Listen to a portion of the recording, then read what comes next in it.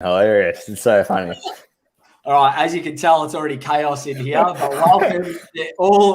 welcome to the viewers tonight for an Almost Blues Brothers 1 hour special on the Blue Broad channel. Following a big day, boys, for this club, the biggest day that this club's seen for the last couple of years. For anyone that, I've been on the channel a couple of times. People probably know my face, but for anyone that doesn't know who these two are, one of them is currently living in Valencia, Spain, and the other one's in Preston. No, where are you now? Hadfield, Dan. Hadfield. So, boys, if you want to just introduce yourselves to the audience, this is the Almost Blues Brothers podcast team, minus Reese, who's been doing a stellar job the last few weeks. We've got Daniel Pioverson in the bottom there. We've got Jules top right. You might have seen me on Carlton, people. No, I watched that episode. No, I actually did pay Zan. It was a good app. Was it all right? Yeah, I rated it highly. That was the one view that I had. Jules, just give everyone an overview of why you've gone to Spain, just quickly. So basically, I've come to Spain because my partner's here. So I've been here for the last almost 2 and a bit months, and all's going well. We've traveled quite a bit, gone to the north of Spain, south of Spain. Actually, found myself in the south of France as well, which was crossing the border there, which was good. And just spending time here. I start my training for my job on Monday. Love it. As Terry's just said here in the comments, he moved for love. Yeah, I was about to open with that, and I thought, I'll just keep it. keep a lid on it a bit. Boys, Adele in the comments asked, are we related? And to answer that question, thank God we're not. Yeah, this is the thing, though. You don't get to choose your family, but you get to choose your friends. And for whatever reason, both of you are still in my lives, even though I could actually choose to bin you whenever I want. True. I got specky by in grade 5, so I didn't get to choose that.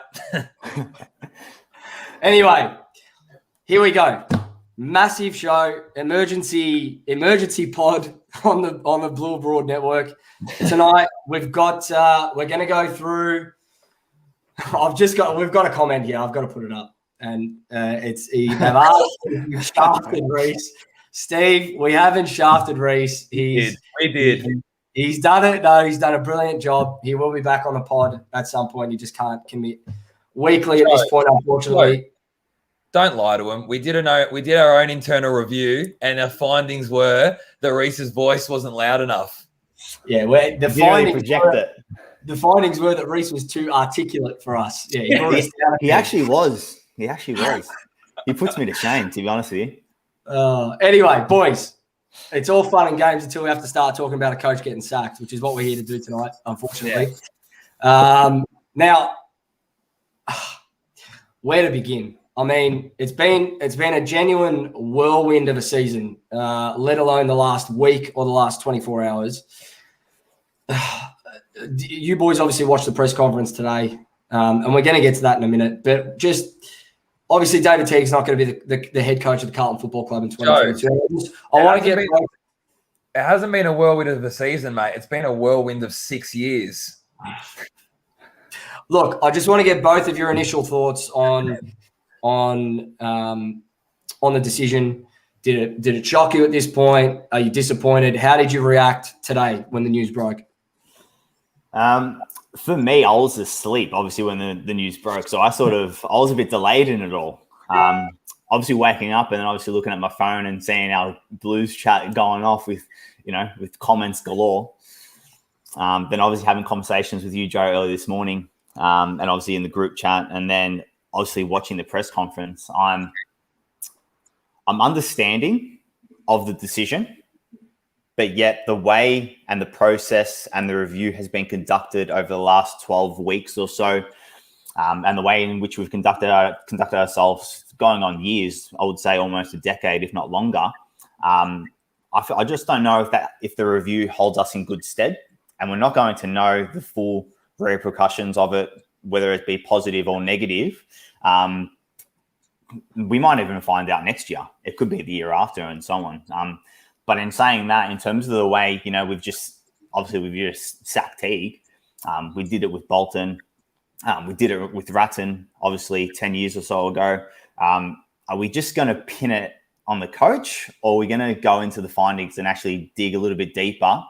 And then from there, are we actually going to, put a process together and a game plan and a roadmap to ultimately, in his press conference, which Luke Sayers did say, in terms of winning games, playing finals, and then giving us the greatest chance of winning premierships? Yeah, and that's on that point, Dan. I spoke to you today, and you had a very different take on winning games as part of being part of a football club. Fuck, I had a rant and a half to you, John, in the car. Jules, I spoke to him for, I reckon, 2 hours about, and not just me talking, though.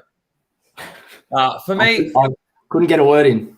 Listen, for me, the pleasing thing to see was, again, and we've been asking for it, boys, haven't we, where we want a culture change, like instantly, and we want someone or other than the head coach to be responsible for and someone just said it now, with until the culture of the club gets looked at, which for me, saying now that we want to win games, I was outraged by that, to think that how hasn't that been a priority of ours from day one?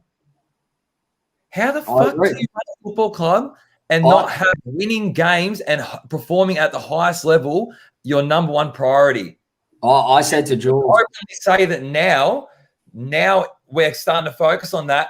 The whole 6-7 years of this rebuild's been a waste of time. For me, it starts literally from today. I said to Jules on winning games, I had another take. Why at a football club do you need a head of football?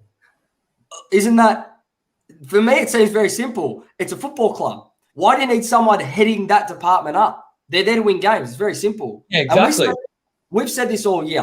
The fact that the start of the rebuild wasn't built on wins and losses, and there was no accountability to the playing group, and there was no accountability on the coaching department and results and whatnot.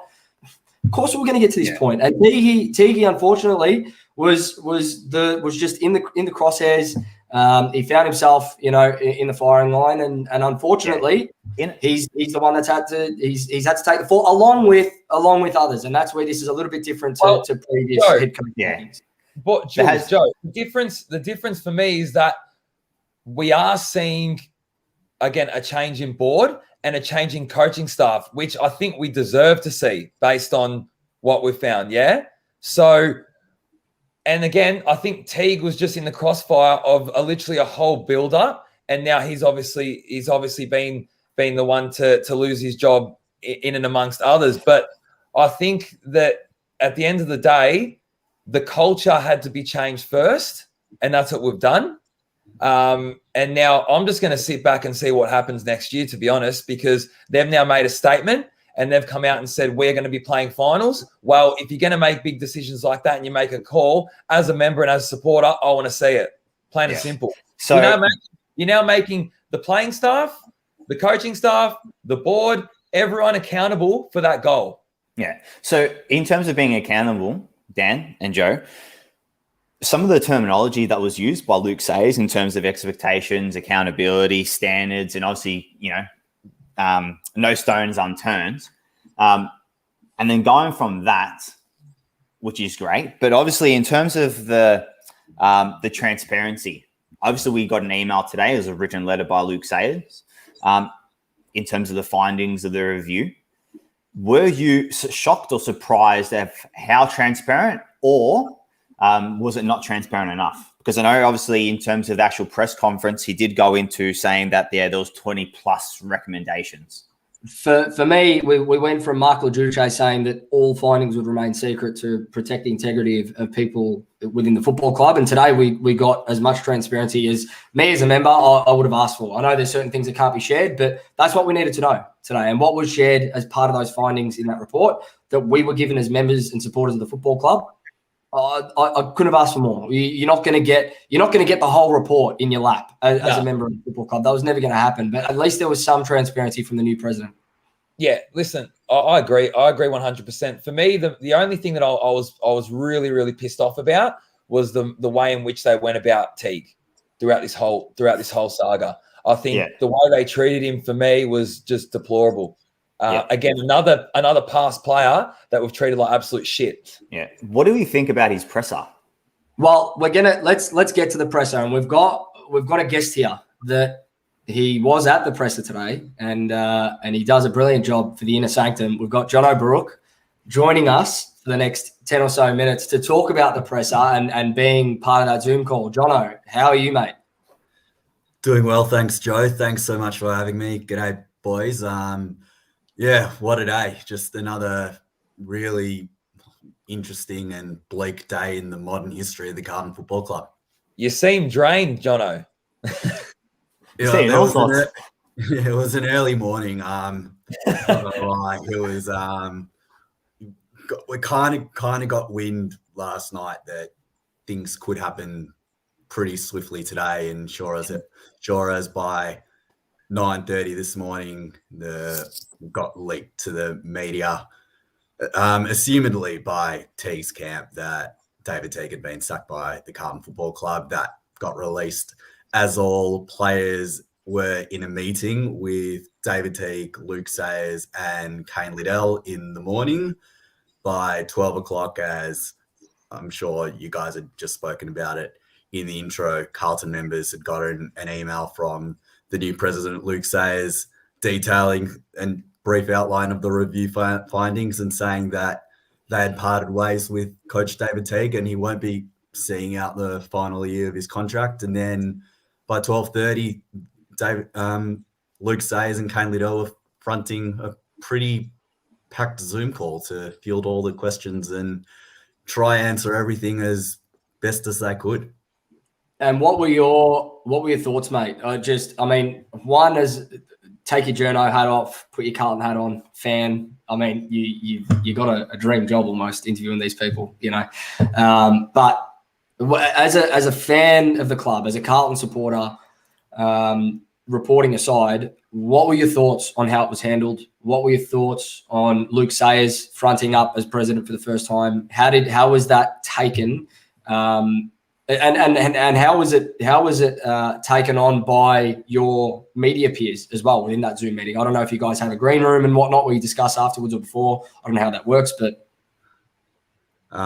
we don't have a green room. It's very much as soon as the press conference is over, it's the host ends the meeting and everyone goes off and does their separate ways and files their own stories. But in terms of what I was feeling, like firstly in regards to David Teague, I felt for him in the way that it had all been handled. He was very much under the impression that it would all come to a head on Monday, and come Wednesday night, all the talk is about who's going to replace him, but has still got a job. So I feel for him in that aspect. And as a Carlton person who had wanted to see what was going on, it was almost like, well, I feel for him. But part of me was also thinking, it was like, they're going to do it again. And the Carlton Football Club will do what they usually do. And you spoke about culture before, Pop. It's a culture that has existed for the better part of 4 or 5 decades now, which is a culture of hiring and firing and being very knee-jerk. And that's my overall feeling, is I felt that while it probably did need to happen, and while not results got away from David Teague in the end, but the weighted numbers of the samety and the way that things were happening and the way that the games were getting lost for Carlton, I think that's ultimately what cost him in the end. Do you think, Jono, that the players had a big say on his departure as well? I think so. If Luke Sayers is to be believed, I know Tom Morris from Fox Footy wrote a story later this evening saying that there were a group of players that went to the CEO on Monday and basically tried to fight for Teague to stay. But I think the decisions were pretty much made then.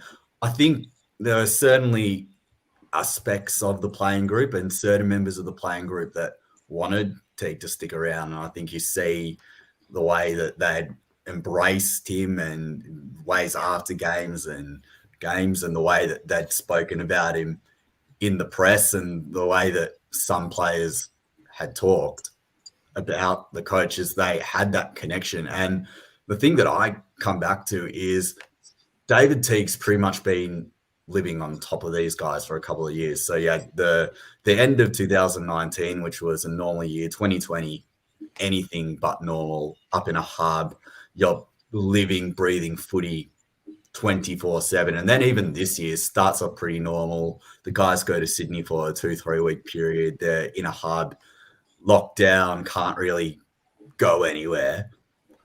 And then they come home and Melbourne's bouncing around in and out of lockdown. So they're not doing much, or they're not allowed to do much aside from go to the footy club, go home, go play. So they've pretty much lived with their senior coach for the better part of 18 months, which is long enough to really form a bond and make a decision on a guy to know whether or not he can or can't coach. But in terms of, you know, a football life and a coaching career, I don't think this 18-month period, this 2-year period for Teague's been anything but normal for him, the playing group. And that's not just for Carlton, that's for every team in the league. So yeah, it was interesting. Likewise, I'm not trying to make excuses for him at the end of the day, but likewise, the injuries that we've suffered, hey, like that plays a massive factor as well in terms of the team that we can line up. I think, like, if you look at it, we had 16 players. I've got some stat here. We had the second longest injury list this year in terms of games missed. Correct. Yeah, and you look at potentially one of Teague's biggest weapons. You know, second game that David Teague's coaching, Charlie Curnow goes berserk and kicks 7 goals, hurts his knee the following week, doesn't play for 2 years. So that's one of David Teague's biggest weapon that is hardly out. And you look at big defining games for Carlton Footy Club this year, he has been missing certain pillars at either end of the ground, whether it be Cripps, whether it be Liam Jones, whether it be Charlie Curnow, whether it be Harry McKay, or there's always been someone's missing. But injuries isn't an excuse. It's been a bad year for injuries across the competition. And there's been data and factors that have backed that up as well. So while he has been unlucky, his deficiencies have been there for all to see. And it's just another really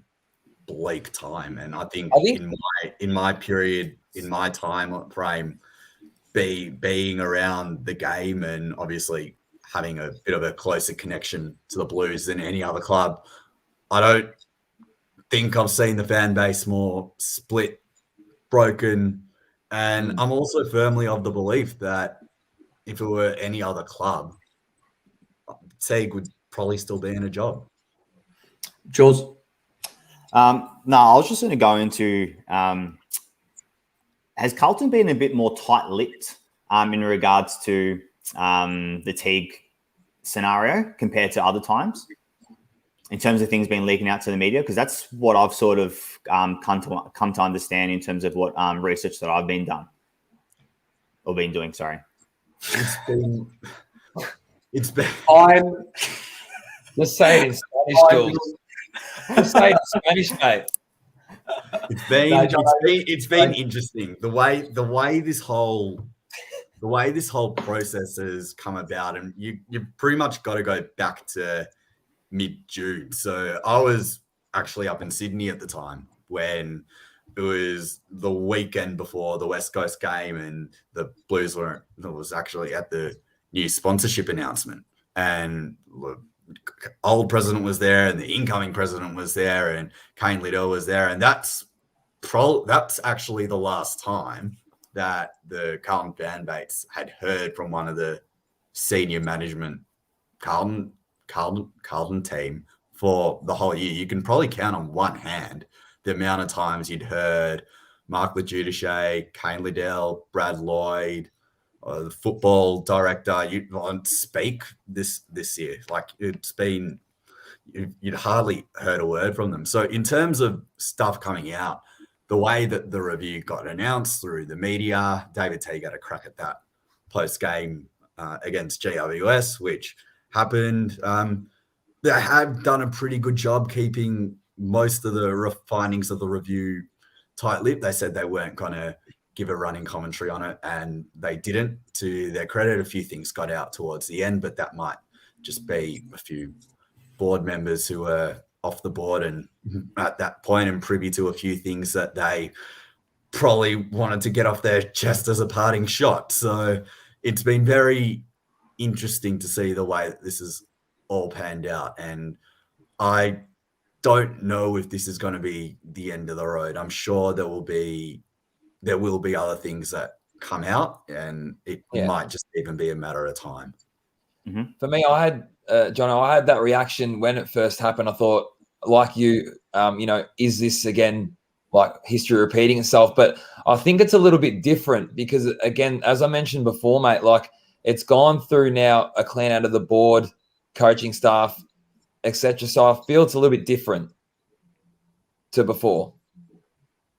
It's different in the sense that they might be getting towards the root of the problem, and that is replacing a few members of the board who have been there for the best part of 12 years. You had Luke Sayers went onto the board a couple of weeks after they sacked Brett Radden, and it's been the three members that went off the board today. So Jeannie Pratt went off the board, Chris Townsend went off the board, and obviously Juddy went off the board, who was the most recent person on the board. But Jeannie's been there for a long, long time with the outgoing president, Mark Legiudice, who sacked multiple coaches and have hired multiple coaches that would probably be in the wrong fit. So it's important to keep regenerating the board, and you hope that, okay, Luke's been there a long time and has overseen Malthouse come and go on the selection panel for Bolton and seen him come and go, and was part of the group that's like, okay, let's put Teague in now. To obviously it's like, right, let's actually look at the problems. So while you're right, Pov, there is a sense of, it's a bit different because they're new people in charge. It's still, for me, very much the same thing going on, where it's like, well, this guy, he didn't perform as quickly as we want him to perform. Let's punt him and get the new guy in. That's all fair. And mate, I really appreciate you coming in tonight to give up your time after the day that you've had. I know it's been a long one. You've written an article as well based on Teague sacking and his departure, and it's more of an opinion piece, I believe. You can find that on the Inner Sanctum website and on your Twitter feed. Is that correct? Yeah, theinnersanctum.com.au and at Jono Baruch on Twitter. Mate, thank you very much for your time. Thank you very much for the work that you do behind the scenes as our personal journo. People don't know that we actually pay Jono, so it's nice that we can get that out there now, boys. We don't. We can arrange something. Gold class matches, Jono. Mate, we'll get you on the pod. We'll get you on the pod for a full ep in the off season, guys. If you don't follow Jono, go follow his work. He's doing great stuff. So thank you, mate. Thanks for your time. Thanks, Jono. Thanks, Jono. Get some rest. Pleasure. Have a good night.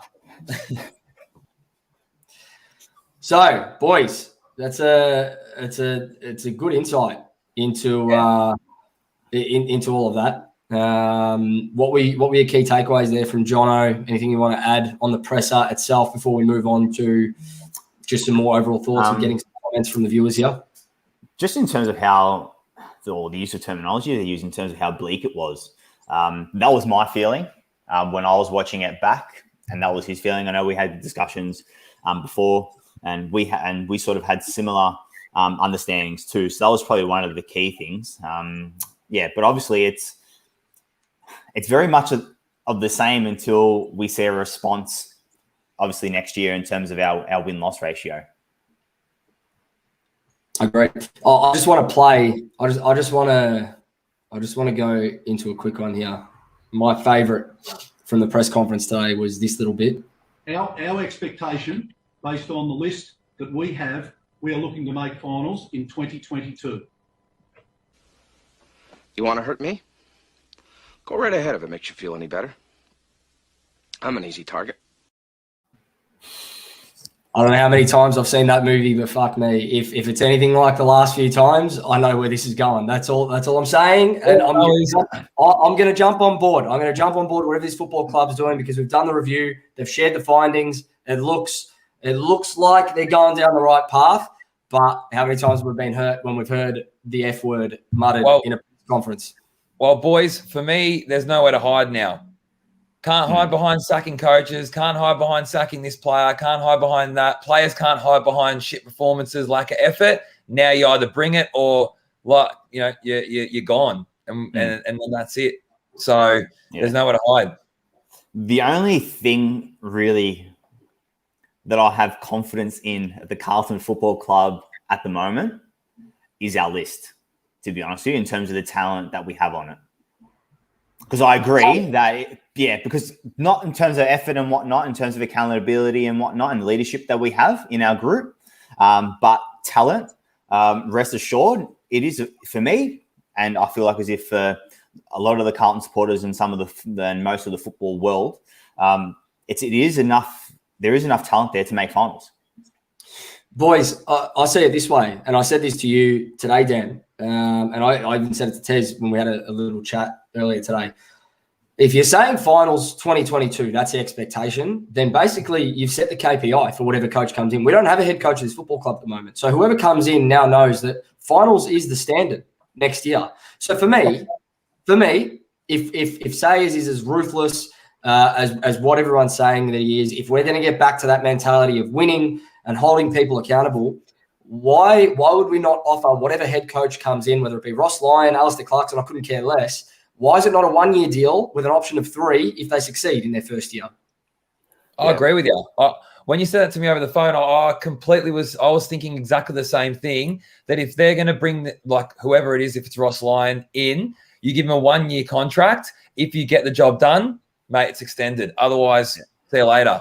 Yeah. You got to be cutthroat. They're going to come with that mentality. I sort of disagree in a way. Only because it's very dangerous to say, yep, we're going to guarantee to make finals next year. Then we don't. And then we get the whole media speculation again. And then what are you going to do? You're going to set the coach. And then the next year after that, you're going to do it again. We're doing it anyway. Yeah.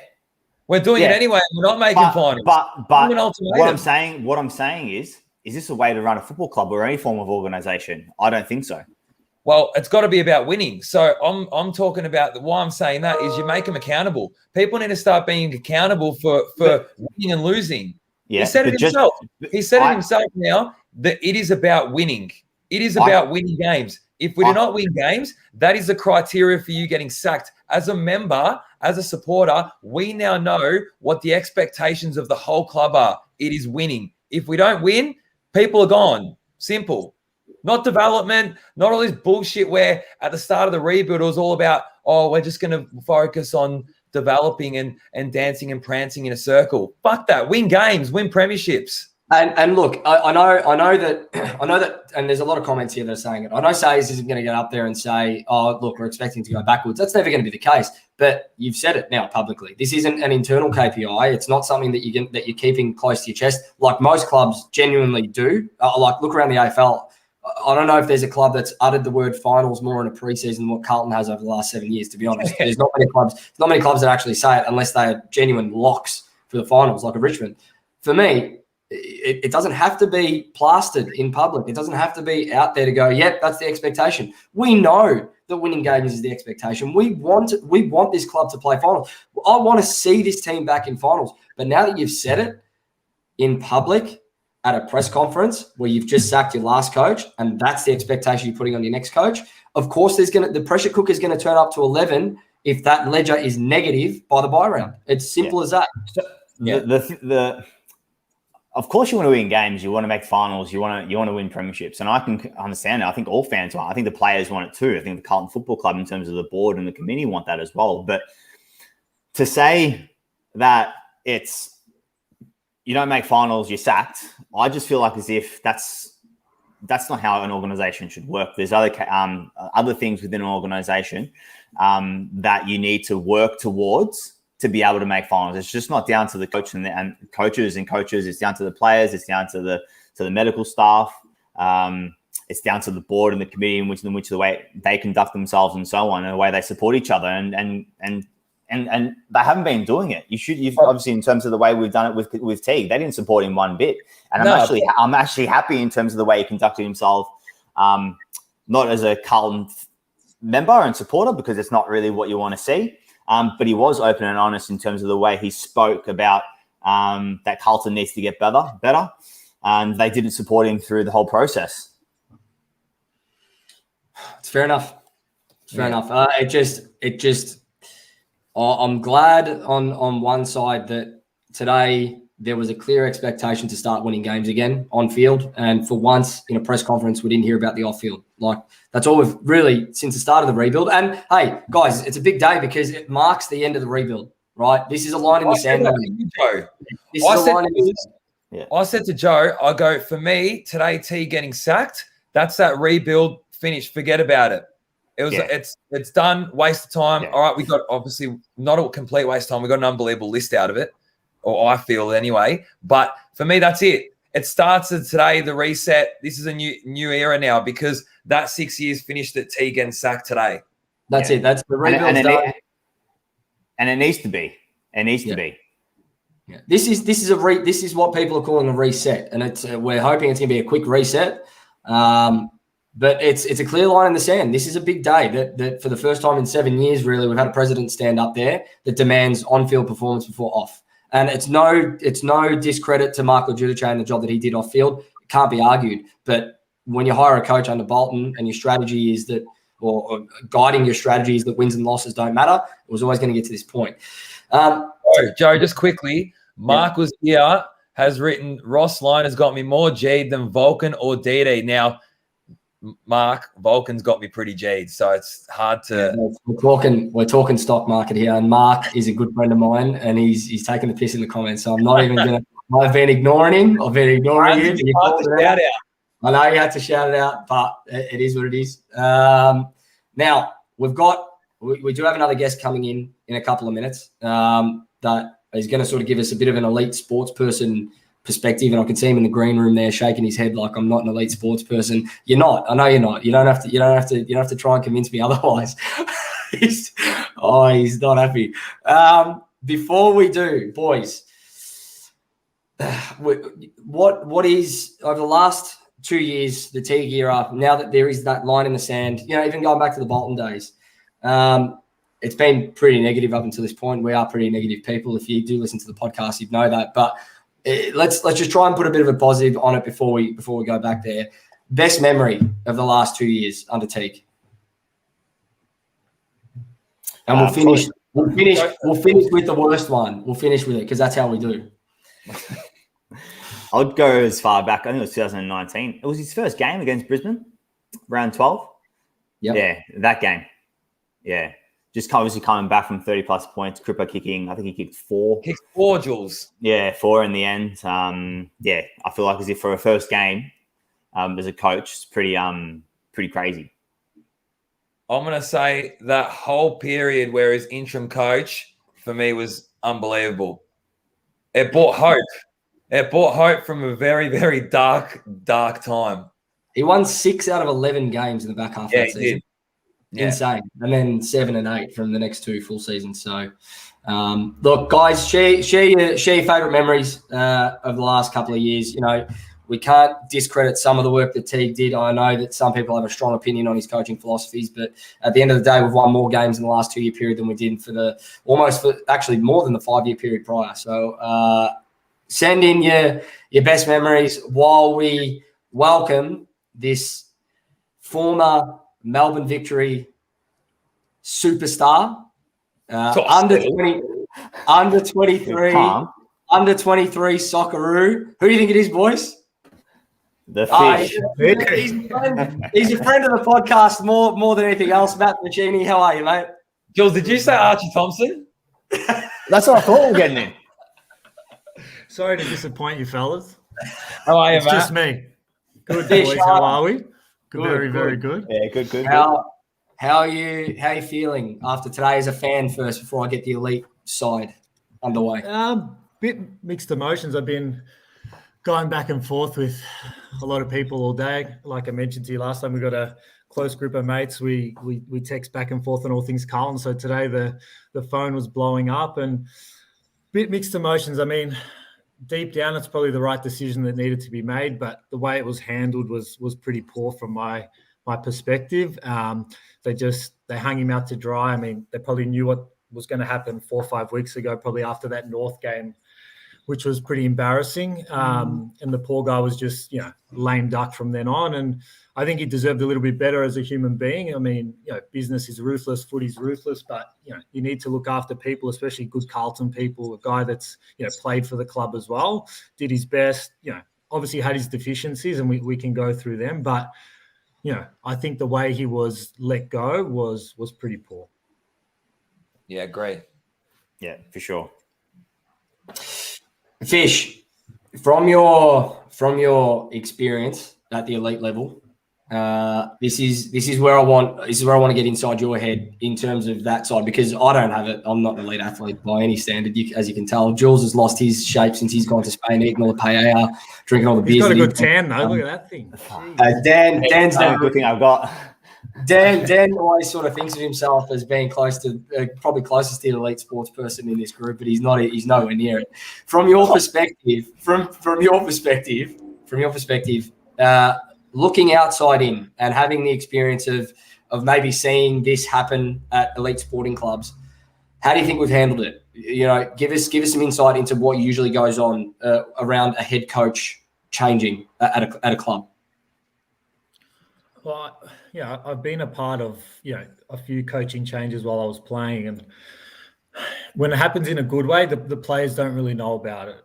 When it happens poorly, it gets leaked out and there's rumors and gas bagging in the change room. And that's when it happens poorly. But, I mean, what can I say? The way I said this to you on the phone today, Joe, the way I feel like this has been handled, I play in a local soccer league at the moment. I feel like it's been handled like a local soccer club would handle getting rid of their coach and hiring and firing back and forth. Not just today, but the last, call it 5 or 6 years, we've hired and fired, 3 coaches now. And we're like that club that, we used to be great and we still think we're great, but we need to have a look at ourselves and be like, you know what, we're not that great anymore. We don't do the little things well.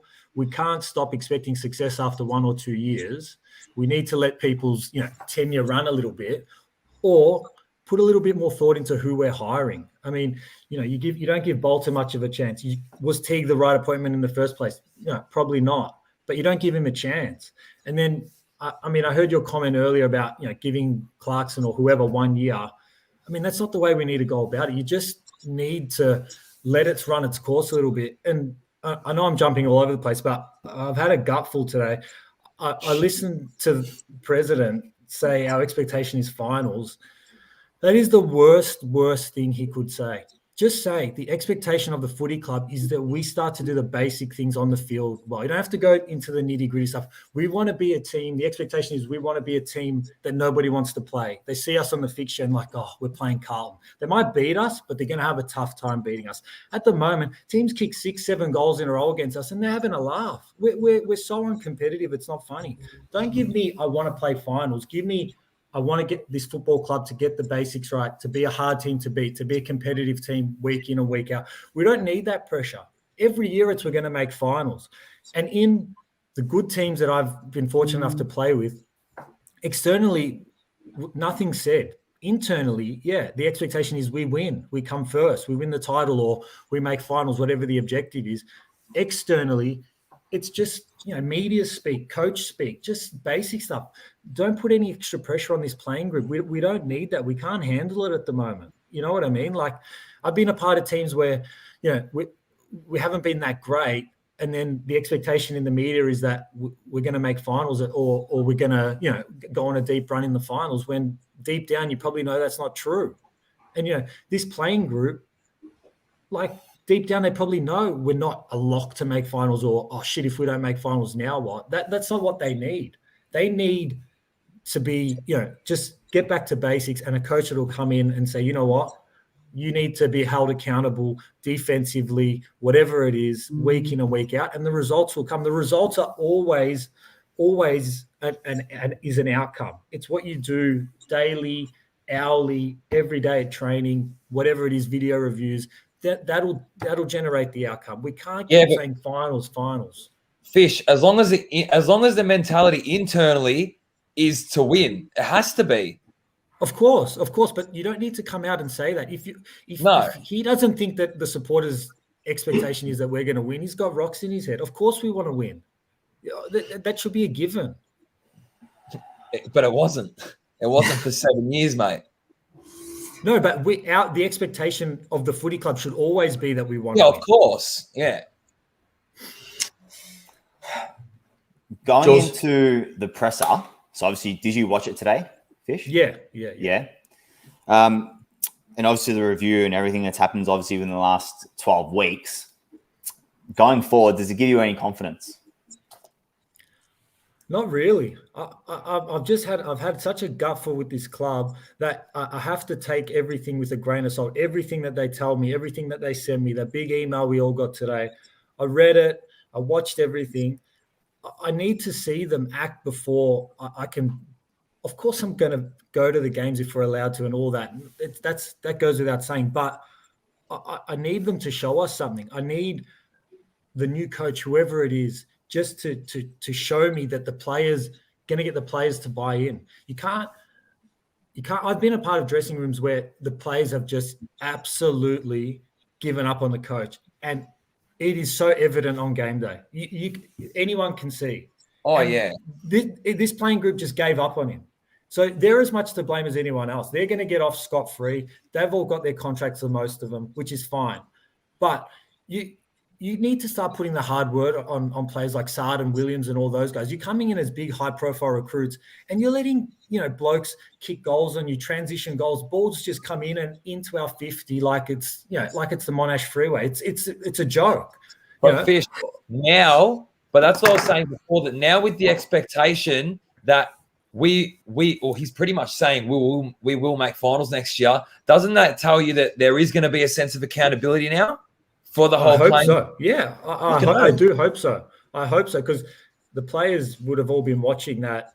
And okay, we need to make finals. The hard word has been put on us. And again, I've been a part of teams where that's happened, and I guarantee they've all got their group chats and WhatsApp chats and all that, and that would have been going off today, and they would have been going back and forth with each other saying, okay, we need to pull our fingers out this year. But you need to show me on game day, because every year since however long, it's always we go into that Thursday night game and it's the most excited we all are. We're going to beat Richmond. We're going to do this. They pull our pants down. We lose 3 in a row, and it's we're there again. So show me. I know it's early, but speaking of round one, are we not expected to win that game next year? Can we at least put the expectation that we win round one next year with the decline that Richmond saw this year? Please. I don't think that's too much to ask to come out and actually win that game for the first time in about It'd be a good start. 49 years. It genuinely feels like I haven't even seen that round one win. I feel as if it would be a good start, but look, was Richmond's drop off as big, compared to, in relation to the players that they had missing throughout the whole course of the season? If they get those players back, if they get all those players back, how good are they going to be? So it's hard to judge. We play our worst when we're favored. Yeah. So you're right. You're right. And we're going to have shiny new recruits coming in the off season again, and we've got a shiny new coach that we'll all get around, and a new philosophy and a new playing style. And anyway, Fish, appreciate your time, mate. Thank you for the 15 minutes you gave us. It's good insight. It's a really good insight from someone that's been there in a similar situation at that level, albeit in another sport. But it is a good insight into the player psyche within all of this, because I'm sure, like you've said, those players would either back him or they wouldn't. And as part of that review, they would have been asked. And, is that I've seen in the comments here as well, are these players, if that has happened, are they hiding behind pointing the finger at Teague for their own shortcomings. At this point, There would be some. next There year, would be, without a doubt. Yeah. The accountability will ultimately come back to the playing group at some point if we don't start winning games. So They can't hide anymore because based on the findings, they're cleaning up all the areas that they've found are poor. So it just leaves the playing group to now perform, in my opinion. Absolutely. Fish, you're getting a lot of love here. I speak sense. The people know. First time in your life, I think you've gotten love from the public. How's that? that is also true. That is very true. No, I appreciate all the love.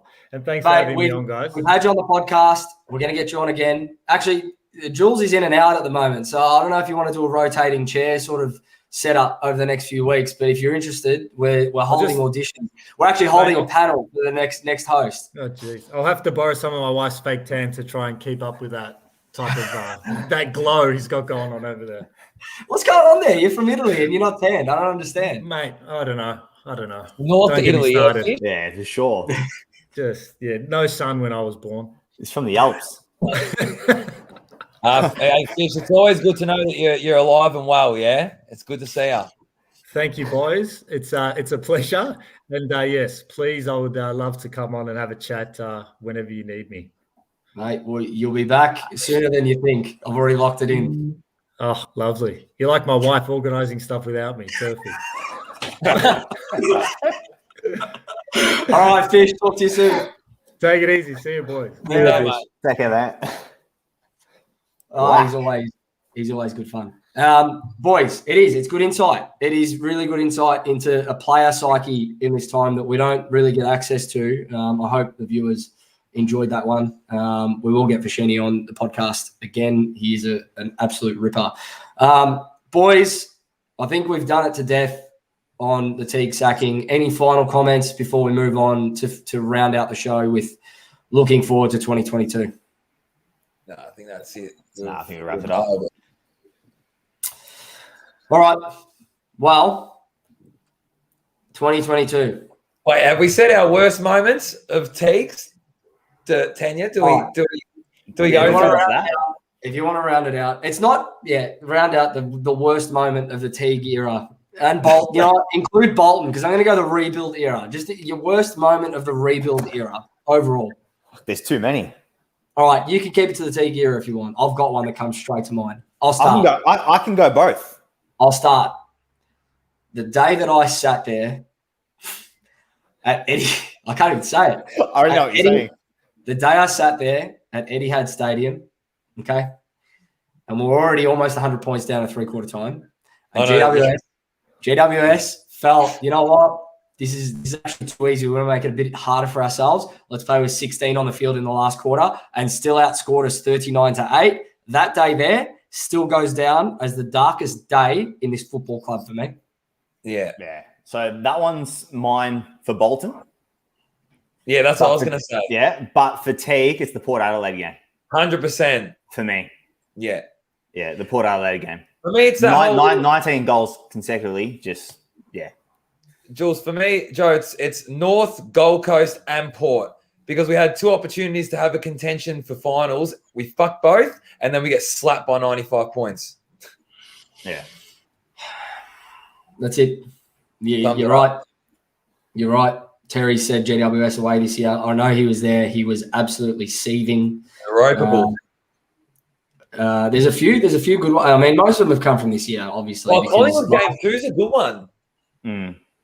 Yeah, Collingwood. Yes. So, look, boys, to finish off, and obviously that's now in the past. That's it. The rebuild era, the Teague era, the Bolton era, the Legiudice era, all of that, it's in the past. It was unsuccessful. We failed. We move on. And now it's about looking to 2022. It's about the fact that we still don't have a head coach. And there are, by all reports, it's going to be Ross Lyon. And he is the front runner for the role from what we're being told. We're not newsbreakers here, so I'm not going to speculate. But what we will do here is I want to ask you guys, what are you genuinely looking for? I know we said they've put the expectations for finals there. What are you genuinely looking for next year from this group? I'm going to look at it not just as the team in terms of the win-loss. I'm going to look at it as a collective in terms of the way the club go about things. I just feel like as if we need to conduct ourselves in a more professional and more transparent manner. And then from there, you're going to get people that within the 4 walls of the football club who are going to be more honest and hopefully have people more at an account. And then from there, you start winning games and the performances will follow. Obviously, we want to make finals. I feel like as if we can. So that's what I'm looking forward to, making finals. But in saying that, in terms of, we win the first game next year, round 1, Thursday night against Richmond, I'm holding my cards close to my chest. I'm not going to be too excited. And if we lose, I'm not going to be too upset either, to be honest with you. Pov. Fair enough, Jules. I want to be honest with you, I want to see a shift in the mentality and the culture of the club. That's the biggest thing I want to see. And I want to see that from pre-season. And then, again, you're promising finals. I want to see finals. I want to see us playing finals footy. Simple as that. But I 100% want to see a mentality shift and a culture shift. Yeah. Guys, put it in the comments on YouTube, Facebook, whatever, what you're looking forward to next year. If it is finals, put finals. If it's new coach, new recruits, whatever it may be, put it in the comments. We'll have a chat about it. For me, I'm just looking for a cultural shift. I want to see it. I need to see it. I'm going to get invested as I always do. I'm going to buy my membership. That's always going to happen. But I'm looking for a cultural shift from this organisation that is needed. Wowdy's hit it on the head here, and I was about to go there. We need an identifiable brand of football. And I look across the AFL, and almost every team I watch weekly has a brand of football that you go, I know I'm going to get from them each week, whether it be Hawthorn, North Melbourne, or Melbourne or Bulldogs, whoever it may be. Across the ladder, there is a team that has an identifiable brand of football. I feel like we haven't had that for a long time. I feel like I watch us, and you genuinely don't know what you're going to get other than 5-goal swings. Now, is that down to player mentality and player lapses, or is it down to game plan and structure? We're going to find out very quickly because we've got a new head coach next year, and that aspect is gone. So for me, I want a cultural shift organisation-wide to become an organisation and a football club that wants to win games. And on field, I want to see an identifiable brand of football that I can be excited by. Whether it be defensive or offensive, I don't care. I just want consistency each week. Well, can I also ask for just 2 other things? 4 quarters of footy and no more 5-goal swings. Give me that. Agree. Give me that. Agree. How hard is it? Agree. And we've got similar comments here from the viewers as well. So at a healthy list, that's a really good one. That is important. Boys, before we just go into Pov predicts whatever coach you think we're going to have, the All-Australian backline and half-back line has been announced, and Jacob Wiedering's name is not there. So in the back line, we've got Jake Lever, Stephen May, and Tom Stewart. On the half-back line, Daniel Rich, Alia, and Bailey Dale. So he may be named on the bench. He might be named on the bench, who knows? But that is disappointing because I really thought the Weeders earned that this year. They don't usually name a key defender on the bench, though, do they? Usually. Not usually, but, I mean, geez. What does the guy have to do? I wasn't expecting that. I thought he was a shoo-in, to be honest with you, for sure. I thought he probably had a better, maybe not Lever and May, but definitely better than Alia, for sure. Anyway, let's hope Walshy and Mackay can. Mackay will definitely be named. Mackay will definitely be named as John is his new name. Just by the way, John. He'll definitely be named the full forward, but Walshy, I'll tell you what, if he doesn't make it, there's going to be a genuine riot across our supporter base. We've had a shit day. Don't make it any worse. Boys, to finish off. And we're going to go through this in a lot more depth. I know we've done a fair bit of it tonight, but there's going to be a lot more detail that we dissect this and the season in our podcast next week on Tuesday. So if you're not following us on Instagram, follow us on Instagram at Almost Blues Brothers. If you're not listening to us, you can get us on any podcast platform, wherever you get your podcasts, from Tuesday at 6 a.m. New episodes every week. Boys, we don't have a head coach. Who do you think it's going to be? Pov predicts to start, which is a segment on the show. Ross Lyon. Ross. Paying $1. Chuck your house on. Jules? Yeah. Obviously, Clark goes out. Maybe I think it's gonna be Ross Lyon in the end. I'm just hoping they hold a proper process. That's all I'm hoping for. As long as they have a proper process and go through all the available candidates, and then they select the best candidate to what they see fit for the football club, I'm happy.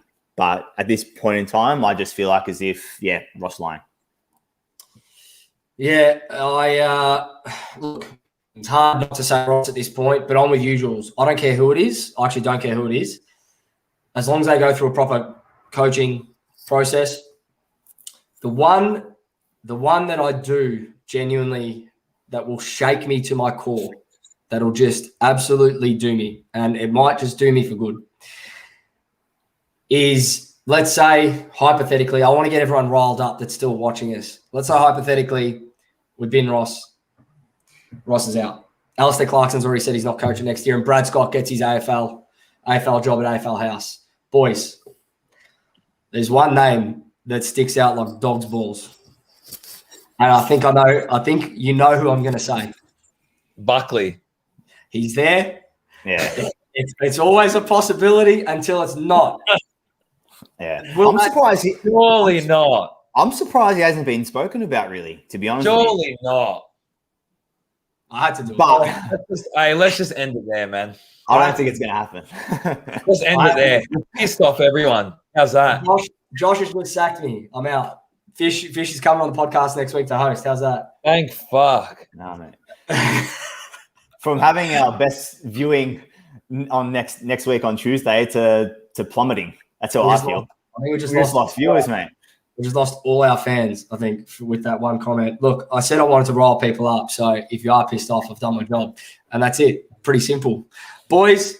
But you've actually done the wrong thing. We should be ending on a good note. Instead, you've ended on a bad note. Now everyone's going to finish this pissed off. How are we going to end on a good note here? Actually, Dan, why don't you? I don't know. This isn't really a good note, but I'm trying to do something good for you at the moment because you are a personal trainer. You're wearing your little jumper there. Can you maybe just give yourself a little plug? How do I get with the P? Bit of a pump up. This is a disgrace. This is a There you go. That P there. Proform Personal Training, guys. Like us on Instagram. Obviously, physical and mental health is of most importance. Me and my staff are pretty good at what we do. So give me a call and I'll help you out. Can't go to your house. We just had someone, and I've lost the comment now, but they basically said no one uses Instagram anymore. You old farts, get on Twitter. So maybe that's what we need to do. Maybe that's what you need to do as well, Dan. I actually created a Twitter account to get a bonus bet for my top critics. Yeah. Oh no! All right, this is where I'm cutting this before this goes into territory that'll genuinely get us kicked off for good. Terry, we're raw. Thank you, Terry. Thank you for letting us use the platform tonight. Everyone watching, I hope you. What's it called? Pov. You were slurring. What's it called? Proform Personal Training. Proform. PROFORM. It should be called Povform. So why not? Look at this. Who the fuck uses Instagram? That's right. Exactly. Guys, I don't care. We've only got an Instagram at the moment, so go and follow us. Listen to us on a Tuesday. We're done because I'm starting to lose my mind in here. I'm sure everyone else is. Thank you very much for tuning in. Tune into us on Tuesday morning. Terry, thank you again. And obligingly, go the Baggers. Come on, the Baggers. Come on, the Baggers.